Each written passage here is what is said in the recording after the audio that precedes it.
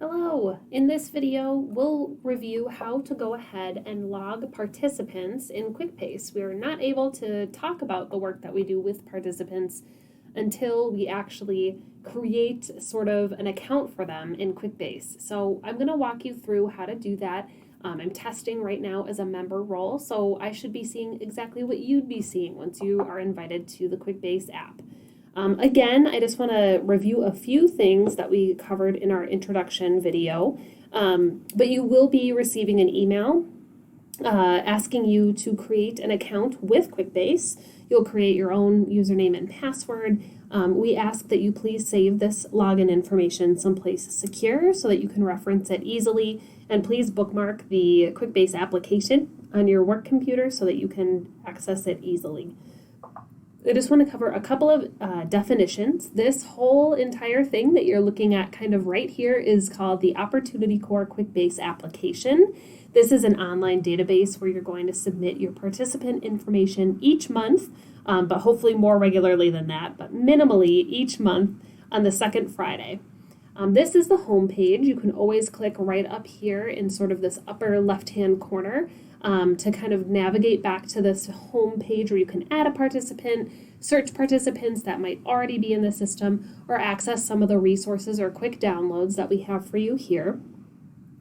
All of these kind of gray, or I should say, in this sort of gray banner at the top, you can kind of click on any of these different tables is what they're called, and these tables will navigate toward the participants table, one-to-one services, group services, employments, or resources. So you're always going to be able to access these things using this gray bar at the top as well as kind of through the home page. So let's go back to the home page. And again, just a friendly reminder, before you start, you have to collect a data release form for the Opportunity Corps program before you collect any information from participants. So they need to sign the form. The form informs them that the data collected will be used by Opportunity Corps, but all personal information will be kept confidential and won't include any identifying information about them as an individual. So that's important to know as well, and you're able to kind of download that data release form here using the quick downloads. I just clicked on it, and if you notice, it sort of just popped into my downloads bar at the bottom. So super easy. You can print it off, have them sign it, and you'll upload that back into their participant record in QuickBase.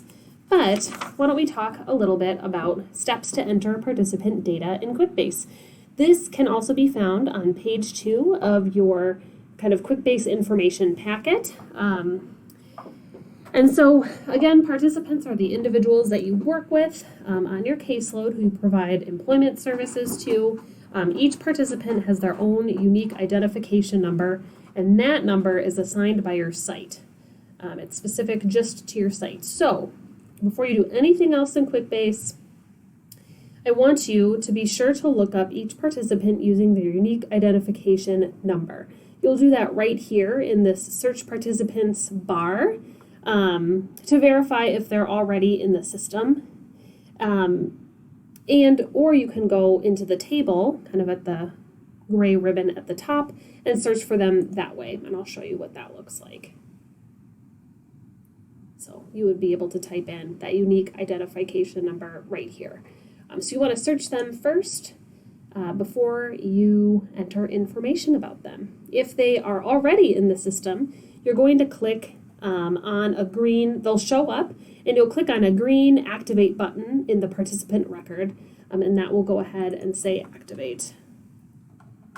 Let's see if there's anybody, kind of a test person hiding out in here. I think because I'm testing a role, it's hard to see since I'm not actually assigned to a site. But if they are not currently in the system and you know that they have not received services from any Opportunity Corps member at your site in this current year or in previous current years, you can click on this button down here that says New Participant. So let's click on that right now.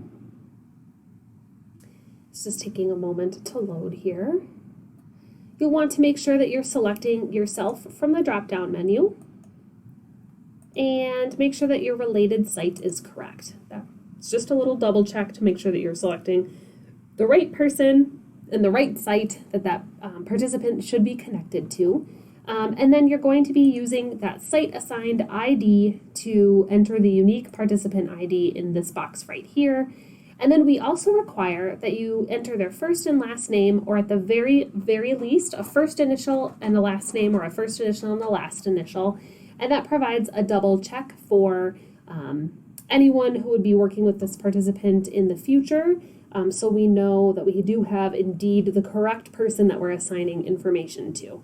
So it's really important that you fill out all of these fields. You'll notice as well that there's these little kind of red stars next to these fields, and those indicate that they are required. If you have questions about the unique participant ID, you can always hover over these little kind of yellow, I think they look like a little yellow eye, and that kind of tells you a little bit more about what to be putting there. But if you've got questions, please follow up with your site supervisors about the unique participant ID number and let your program manager know as well. From there, you're going to be starting with the intro form questions. Fill out each question with information from the participant as much as you can. We want to collect as much information about folks as we're able to. None of these are required in this section, but we'd like for you to fill out, an individual's goals, some of their strengths, what they'd like to work on, any questions they have, and then when they're hoping to schedule their next meeting with you. It's important that we meet with participants 3 or more times throughout the year in order for them to be more successful faster in reaching their employment and career-related goals. All right, so once you've filled out those intro form questions, you're going to be clicking on this next tab right here, which is all about demographics. So this is where you fill out all of that great information that you know about your participant that you've gone through with them using that intro form. Any preferred pronouns would be here. Again, if they have a valid driver's license, their date of birth, their communication preferences. That's really important for us to know so we know how to best work with somebody, and all of these different things associated here. So we want these to be filled out as completely and accurately as possible to the best of your knowledge. So to the best of what that person will be willing to disclose with us, or maybe what they've already filled out for your site. So you might have to cross-reference your site's database in order to fill out this demographics tab as completely and accurately as possible. We'll be checking these to make sure that they're accurate throughout the program year as well. So again, if you've got questions or concerns related to filling out this information, we would invite you to please contact your program manager right away regarding those questions. So you'll fill that out.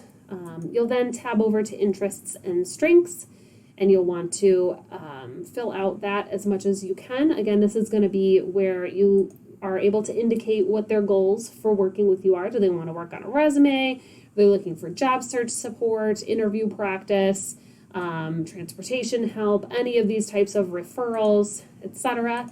And then based on your conversation with them and maybe some of the strengths they identify, we want you to share a little bit more about what that person's strengths will be, and you'll indicate that here. All right, so once you've recorded all of that great information about the participant that you're working with, we'll get into walking through the services that you provide to them, as well as any related employments. So once you've done that, you can click on Save and Close, kind of at the bottom here, or if you click this arrow drop down, you can either save and close, or if you're adding multiple new participants at one time, you can click on Save and New. And so that's just a little cheat. If you know you're working with a bunch of new people, you're entering all of those intro forms into our system at one time, that's an easier way to do that. All right, that's how you add a participant into the system and the information that we collect on them. In our next couple of videos, we'll get into the services provided as well as employments. So we'll walk through those specifically.